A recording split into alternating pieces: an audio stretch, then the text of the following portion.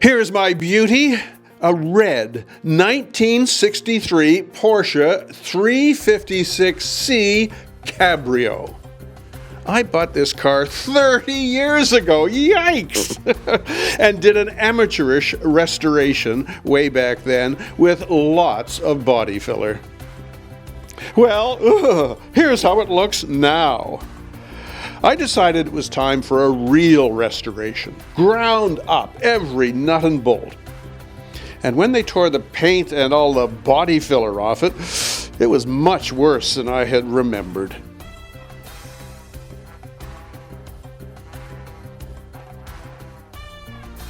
You know, I literally searched for years to find someone who could restore my 63 Porsche to the way it was when it came out of Stuttgart so many years ago. And I found it here. I'm in the Okanagan Valley of British Columbia. The company is called 900 Works, and it's run by Frank Winterlich. And they have the skills and the talent, and most of all, the great attitude to do this job right. Now this is what I'm talking about. Look at the rear. I mean, it's just been all welded together with old tin cans or something. Yeah, well, it's kind of what we termed as a cave and fill technique. I don't think the chap had too much along the skill of not knowing what kind of heat to put to it. So unfortunately, as he worked, and rather than try and dolly and reform the panels back into shape, he just kept caving it in and brazing along the way. And covered it with Bondo. Yeah, and you can see there's two different technicians or body techs that were involved with it, where this side is extremely poor, and when we get to the other side, he still managed to keep some form and shape. But it's still very, very rough.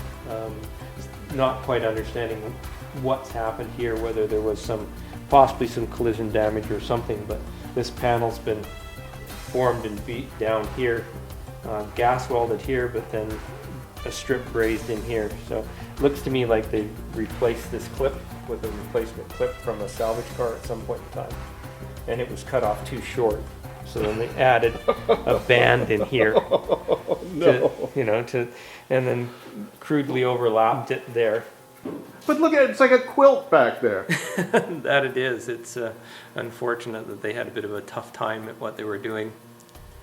But it's certainly repairable anyways, but it's going to take some panels. Well, when that day comes, here's what it'll look like. Can't wait! Stay tuned, I'll give you progress reports all the way along.